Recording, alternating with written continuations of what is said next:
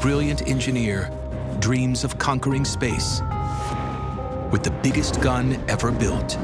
It would have been over 500 feet long, 2 football fields end to end. But to bring his supergun to life, he must make a deal with the devil. Saddam Hussein was known for turning on his allies. And when his work becomes a global threat, if you don't stop, they will take lethal action against you. his ambition may lead to a deadly downfall. I will prove I am the best.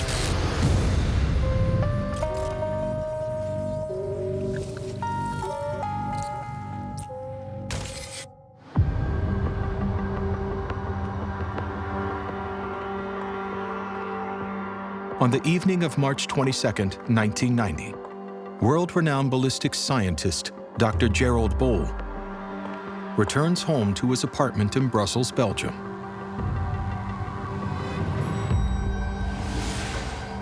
Safe at home, he lets his guard down, which turns out to be his last mistake. He was walking in the corridor to his apartment when somebody stepped up behind him, fired a number of shots.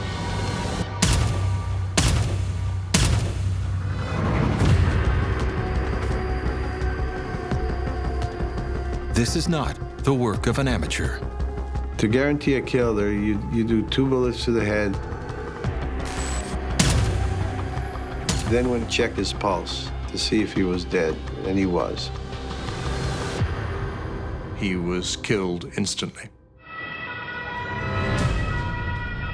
Belgian police rush to the scene. It's immediately clear that robbery isn't the motive. $20,000 that was on his body was left untouched. No traces were left, no fingerprints were left. The money and the lack of physical evidence point to just one conclusion: assassination. It was a professional job. I was told that he had been shot, and there's no words to describe that. Bull's son, Michel, must break the news to his siblings and mom. That was the really, really hard part, telling the rest of my family, my mom specifically. It was probably the most horrendous thing I've done in my life. Bull's death sends shockwaves through the intelligence community. For the last 2 years, he's been under surveillance by agencies from around the world, gathering intel on his top-secret, highly dangerous project. There was a major investigation across Europe and the United States. It involved CIA, MI6, French intelligence, Spanish intelligence. It was a major coordinated effort. Bull has been working on a weapon capable of mass destruction. And his death sends intelligence agencies scrambling to find its location. After a frantic 2-week search, there's a breakthrough some 500 miles away in Teesport, England. Customs officers seize 8 huge steel tubes. According to the shipping manifest, they're pipes for the petroleum industry. But these are no ordinary oil pipes. The segments were of such tight tolerances that it couldn't have been for a petrochemical project. Their discovery is the missing piece to a diabolical puzzle.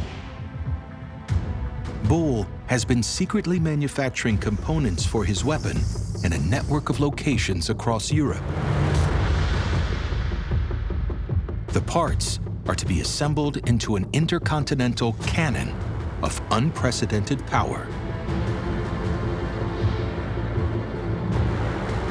A supergun, nicknamed Big Babylon. The Babylon gun would have weighed about 2,000 tons. It would have been over 500 feet long. It's 2 football fields end to end, and it would have been 40 inches, more than a yard in diameter. It's completely radical. There's never been any gun even remotely similar to this ever built. This would have fired a projectile on the order of 500 pounds, the largest artillery projectile ever fired.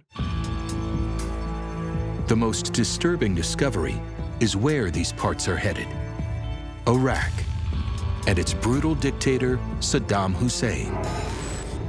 Finding the barrel sections before they are shipped has snatched the world's biggest gun out of his hands.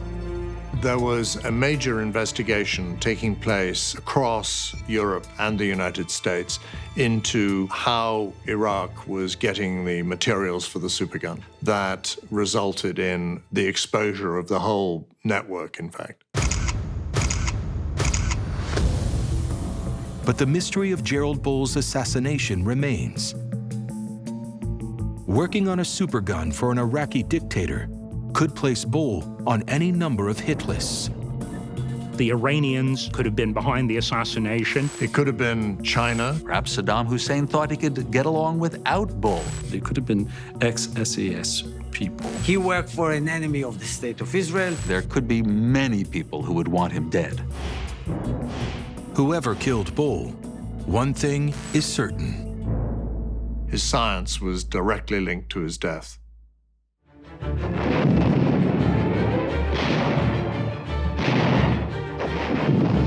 The 1950s, the dawn of the Cold War. It's also one of the most exciting periods in engineering history. Time to think and to try. And working right at the heart of this new frontier is young aerodynamicist Gerald Bull. He was an engineer, a problem solver, able to flip over an envelope and do a quick calculation that people on computers might spend months trying to solve. Soviet and Western scientists are locked in a race to outdo each other, fighting to be at the cutting edge of supersonics, missile technology, and space. Problems of supersonic flight, re-entering the Earth's atmosphere, these were the most pressing problems for the Cold War and the nascent space age. You know, these things were do or die, you know. Born in Canada, Bull is working for the country's armament and research establishment on Project Velvet Glove, a supersonic missile designed to bring down enemy aircraft.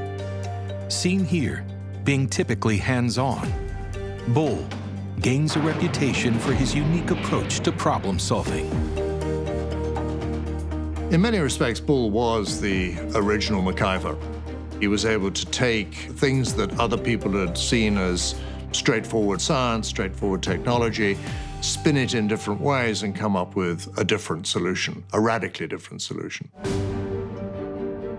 For Bull, it's the beginning of a lifelong love affair with guns and how they might be used for scientific research.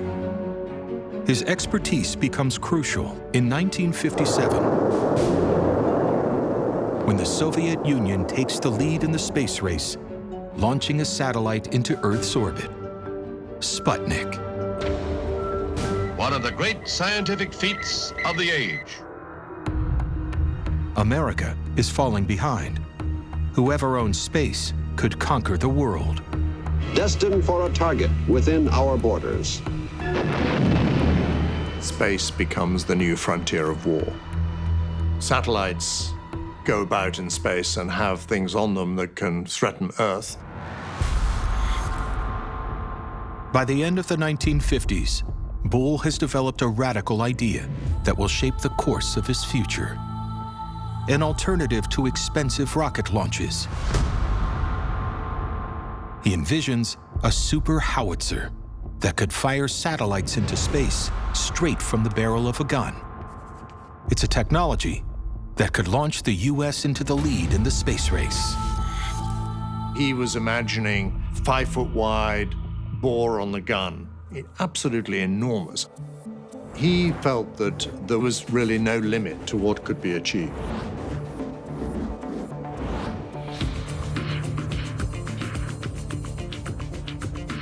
Gerald Bull dreams of the biggest gun the world has ever seen. Maybe even taller than the Empire State Building. Bull only intends to use the gun to launch payloads into space. But it soon becomes clear that much more dangerous cargo could be deployed from the gun. What Bull was really doing was pushing the envelope of what was possible scientifically. He didn't see himself particularly as a warfare warrior. He saw himself as a space warrior. But that's not how everybody sees his work. It clearly had military objectives, a gigantic field artillery piece as its main mission.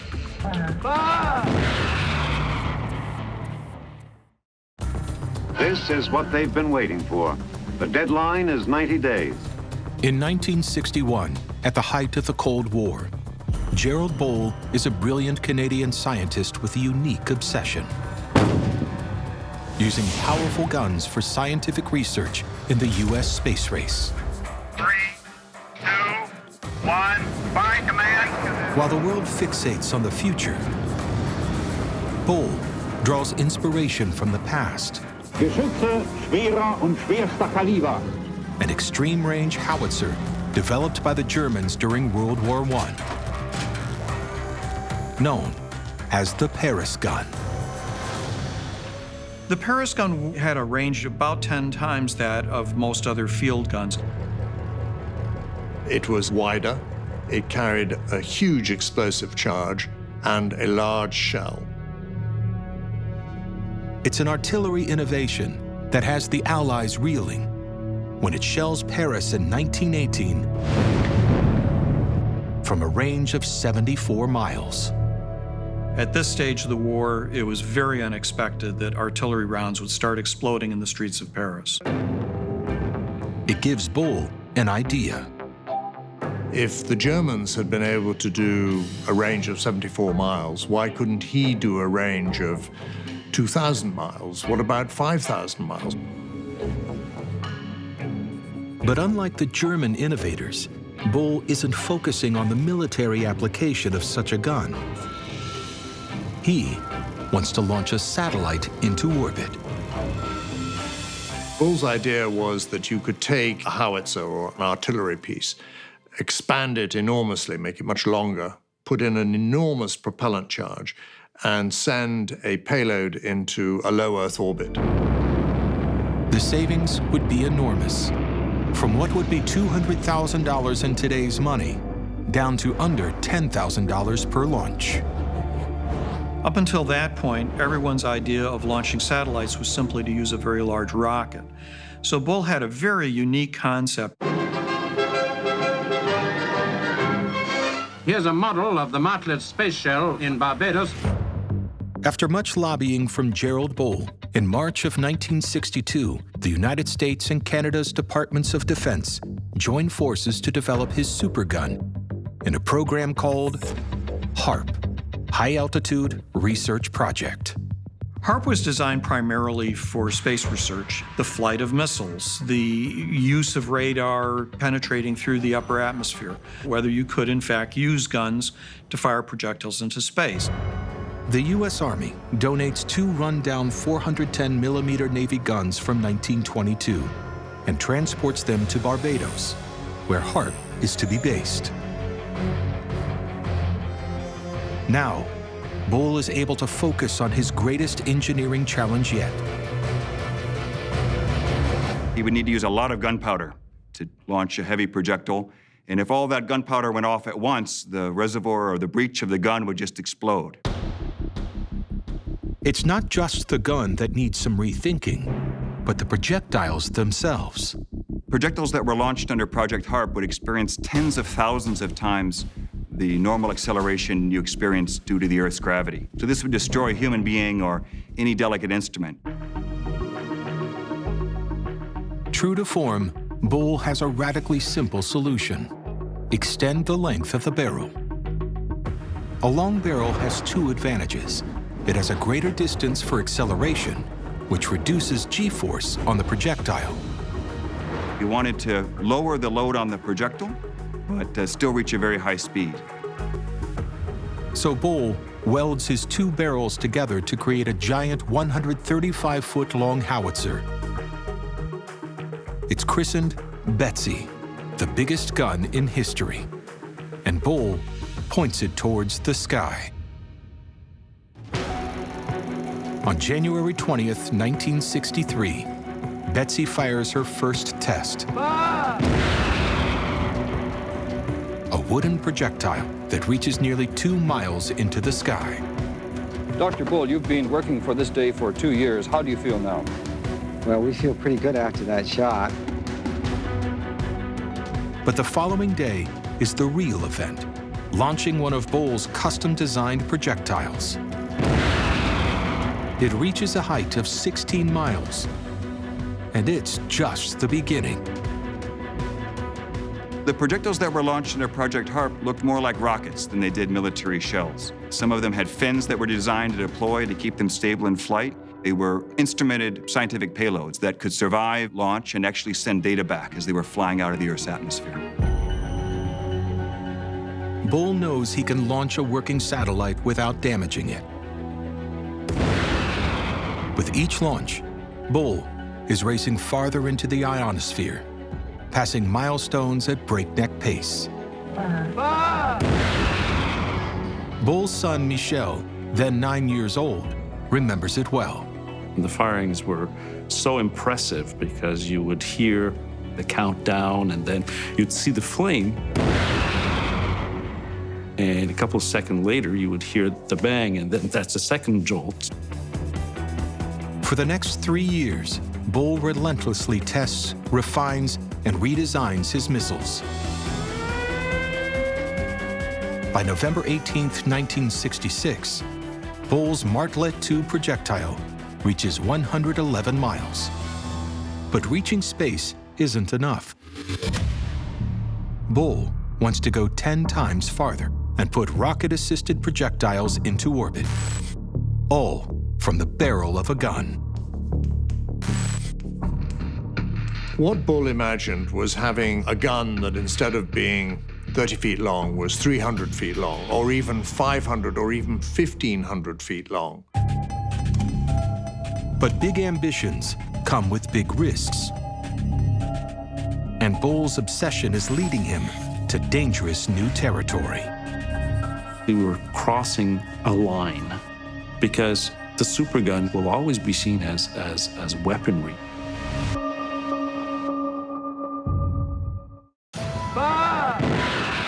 Gerald Bull's Project HARP for the US and Canada succeeds in reaching space. But he wants to go even further by putting a projectile into orbit. Yet, on the heels of Bull's triumph comes unwelcome change. As NASA's rocket technology leaps ahead with the Gemini and Apollo programs, Bull's guns are being left behind. The space program more widely was successful. Bull was very much on the margins. In June 1967, Project HARP loses funding. The plug is pulled without ever achieving Bull's dream of reaching orbital space. Bull is devastated. My father was obsessed, so anything to stop his program would upset him terribly. But really, my father never left the idea. Bull feels abandoned by the American and Canadian governments, and he becomes more determined to find another way to fund his vision, no matter what or how long it takes. Like a lot of brilliant people, it's the ego that drives them forward. I will prove I am the best, and that was very much him. Bull ships the remains of Project HARP to his lab at Highwater, a compound straddling the border of the US and Canada. He had no money, nowhere to go, but he had an opportunity, he had ideas for making a better artillery system.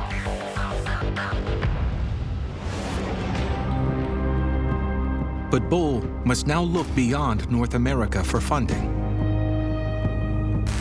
He begins working with Iran, Taiwan, Vietnam, and Israel, eventually signing deals with over 30 countries. developing their military capabilities as an international Mr. Fix-It. He continued his research into artillery, and he was also a freelance artillery consultant. Money is flowing in from America's friends and enemies. And Bull sees an even better business opportunity, putting his expertise on long-barrel guns to work. He builds a formidable, mobile, long-range artillery gun, named the GC-45. The GC-45 had a very long, very efficient gun barrel, and it had some unique ammunition which allowed it to fire to much longer ranges. In 1976, Bull finds an eager buyer, the South African military. They're fighting communism in Angola with America's covert support. But during the apartheid era, there's an international arms embargo against South Africa. Bull can't legally sell them his GC-45s. So he secretly sells them the blueprints and the shells to go with it. What Bull was able to do was smuggle around 50,000 shells to South Africa. It's an operation made easier when once again the U.S. embraces Bull's technology. According to some, the CIA even helps broker the deal. Bull was reassured that he was operating with the support of the U.S. government, and if you're operating covertly, you can apparently get away with anything. For 3 years, he successfully trades arms with South America and flies under the radar. Until a change in U.S. foreign policy. The focus shifted from fighting communism to fighting apartheid and human rights violations. Suddenly, Bull finds himself in the U.S. government's crosshairs. In 1980, it makes an example out of Gerald Bull. He faces trial for illegal arms dealing. He agreed to plead guilty to what he thought was a minor charge, but he was sent to jail. He became a pariah in the U.S. and the Canadian government. Nobody would touch him, nobody would talk to him and whatnot. Michel is 24 when his father Gerald is sentenced to 6 months in prison. While Bull is behind bars, his business collapses and his research facility Highwater is sold. With it goes his life's mission of creating a supergun. When he came out of jail, he was very, very bitter against the U.S. and the Canadian government and everybody else. He was just bitter against the world. Bull has become a U.S. citizen, but his future in America has been destroyed. With no money and no friends, he leaves for the one place he knows he can find work. The center of the international arms trade, Brussels. It was, for me, very touching to see him alone, bitter, and just living out of suitcases. And I kind of felt, well, I have to go and help him out. With his then 25-year-old son, Michel, by his side, Bull hopes to rebuild the space research company from the ground up. He just needs a big client. And in the 1980s, there's one man who's the biggest draw of all. Iraqi dictator Saddam Hussein. Saddam had grandiose ambitions, and so did Bull, so it was a marriage made in heaven, really. I was concerned for sure. Did I actually believe that it would contribute to his death? No.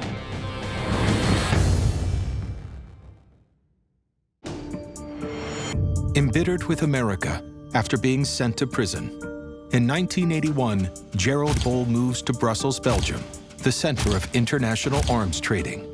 His dream of building a supergun that can send a payload to space seems further away from him than ever. He desperately needs funding to rebuild his weapons company. He re-enters the arms trade with his son Michel by his side. Our first big contract in Europe was with China. It took a long while to negotiate. We would work 12 hours a day in the office, and that's what he did, 7 days a week for sure. In the few hours he has to himself, Bull fixates on his life's work. His super howitzer capable of launching payloads into orbit. So Bull always kept his dream of the space gun alive, and he would talk about it to anyone who would listen. In 1985, after years of living in exile, Bull is invited back to the Pentagon to pitch his space gun. He was still at that time bitter against the American government. And yet, being invited back to talk about his life work on Supergun was something very exciting for him. But the meeting does not go as planned for Bull. The U.S. again rejects his project. And again, it appears he will never achieve his dream of bringing the Supergun to life. Until in December 1987, he finds support in an unlikely corner of the world. Iraq. The Iraqi government under Saddam Hussein was very interested in long-range artillery because they had been fighting a long war with Iran, and artillery was a central part of that conflict. But Iran and Iraq are subjected to an international arms ban during the conflict. No deals can be done with Saddam until the fighting is over. One of the things that I insisted on when I worked with my dad is it had to be legal. I did not want a repeat of the South African affair. They can't sell guns to Iraq, but it's a chance to use Bull's engineering expertise in a whole new area. They had huge development program. They had 11 dams slated to be built along the Tigris and the Euphrates, and we were going to be working in helping them in the engineering of all of that. The Iraqis also want to launch a civilian space program, a first for the Arab world, and that catches Gerald Bull's attention.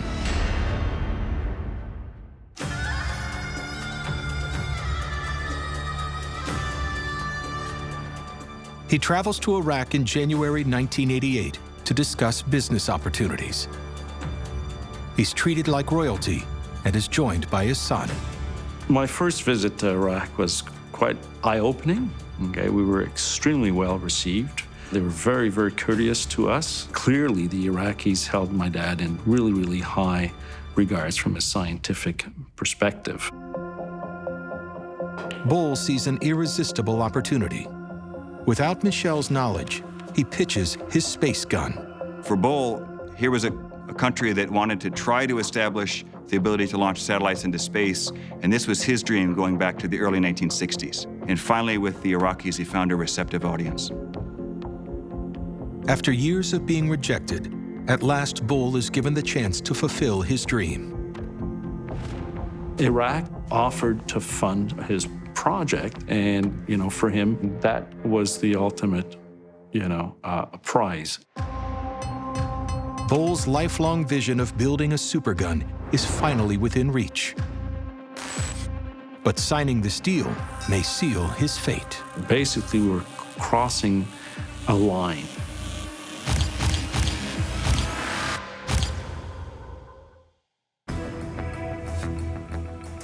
In 1988, after years of rejection, ballistics expert 60-year-old Dr. Gerald Bull is finally offered the chance to fulfill his life's dream.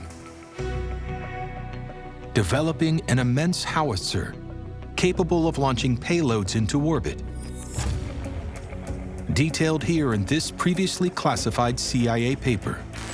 Its nickname, Project Babylon. Bull's idea for Project Babylon was to use a big gun as a reusable substitute for the first stage of a space rocket. The gun could be big and heavy, reliable, and if anything breaks, you just go out and fix it. After America turns its back on him, his obsession has led him to deal with the only man willing to fund his project. Iraqi dictator Saddam Hussein. No Arab country had the ability to launch satellites, and this would have been an enormous coup for the Iraqis. With the end of the Iran-Iraq War in 1988, the arms ban against Iraq is lifted. But increasingly, the Western world sees Saddam Hussein as a brutal dictator. And Michel is concerned his father has gone too far. Why was I so adamant against it? Iraq had just come out of a very nasty war with Iran. It is a dictatorship. And so for a number of reasons, I felt that this was more prone to land us into problems. And eventually, I kind of said to my dad, well, I can't go on. I need to pull out. His own son walks away. But Bull's obsession is too great to be stopped. With a small team of trusted scientists, Bull sets up a new company and begins building the gun he's been dreaming of. The initial weapon to be developed was called Baby Babylon, and this had a caliber of 350 millimeters. The next stage would have been to develop 2 superguns with a caliber of 1,000 millimeters, and this would have been the largest artillery system ever built. He sets out to create a history-making 500-foot barrel. Bull will need to connect 26 sections of pipe together. With so many points of weakness, the structural integrity of the barrel is at risk. So Bull uses his engineering genius to develop a new steel alloy 3 times stronger than construction steel. Now, the barrel can withstand twice the pressure. But it's not the last of his hurdles.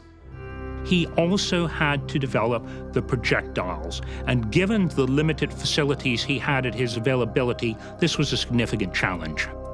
He was working on conventional non-powered projectiles. He was also working on rocket-assisted projectiles. He was working on different types of payloads. He was working on different types of guidance systems.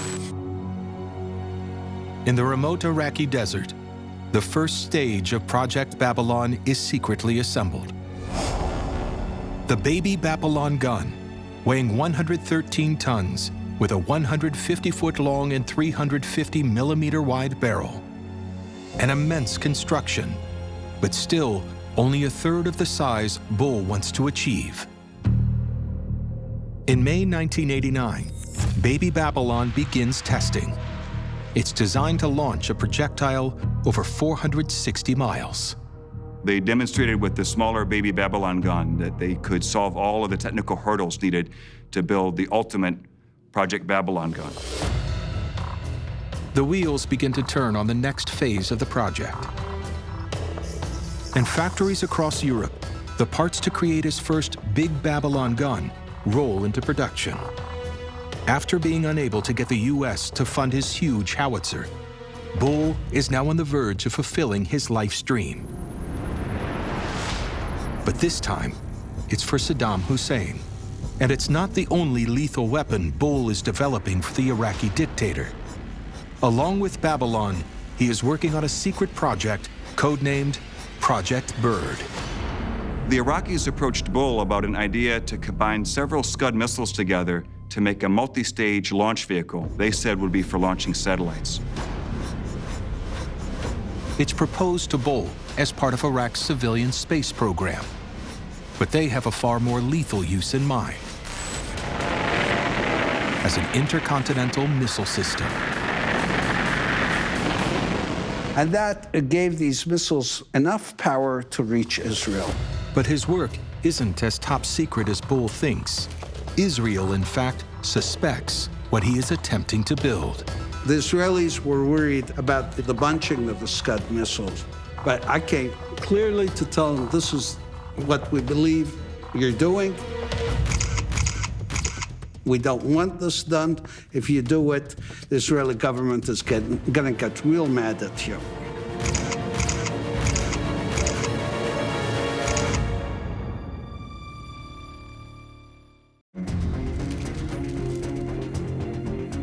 In March 1990, world-renowned artillery genius Dr. Gerald Bull is on the verge of building the biggest howitzer in history for Iraqi dictator Saddam Hussein.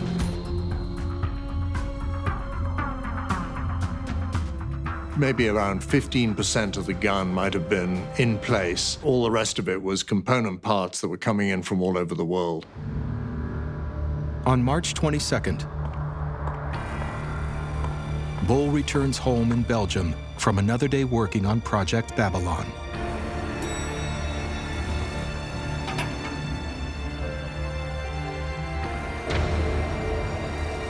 When a mystery gunman approaches him outside his apartment and shoots and kills him.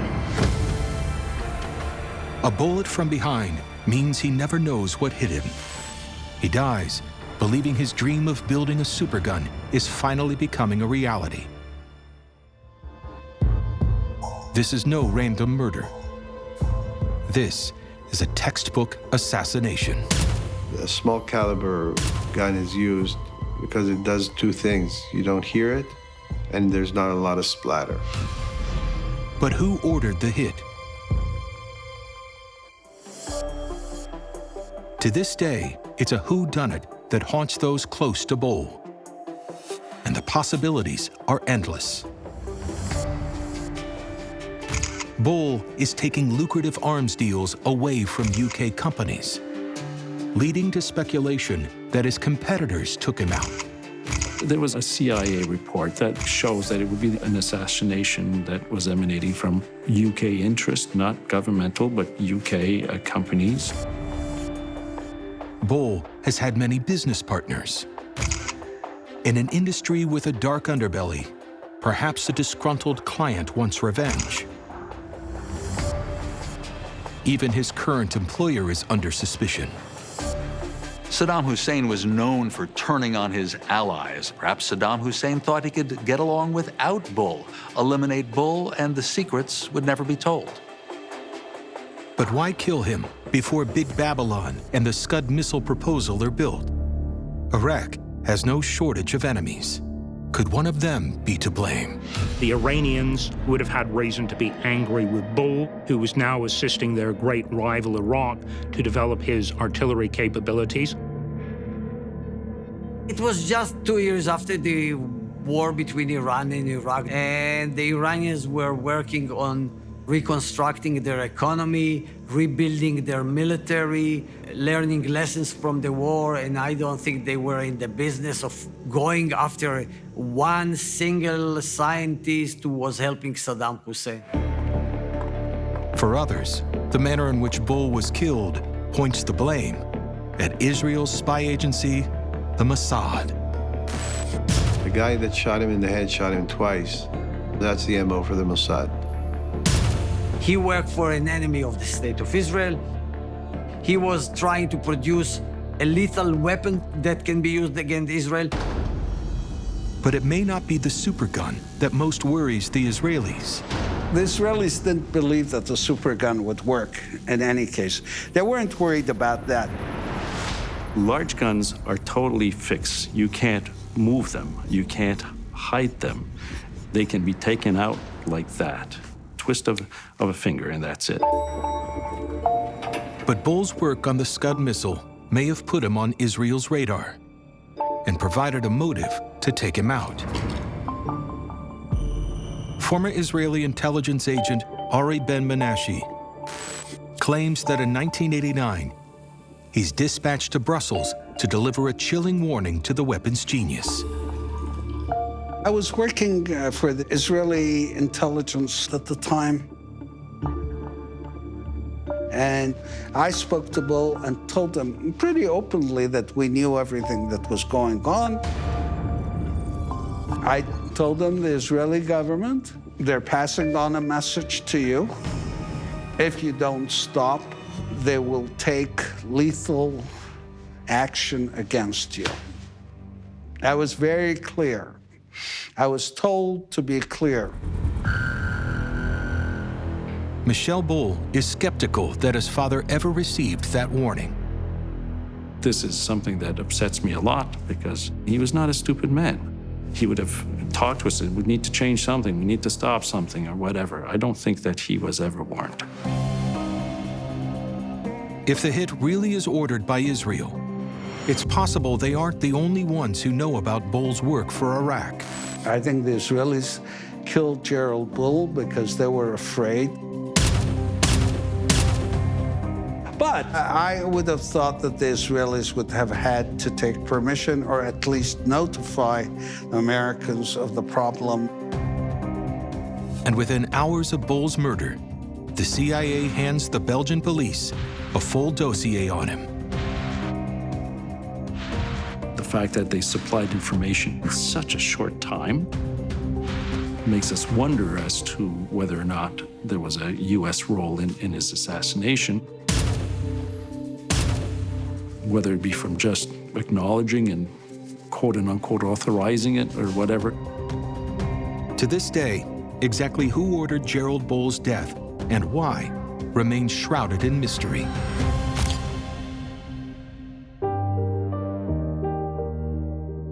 I still today, 27 years after his death, do not know who and why my father was killed.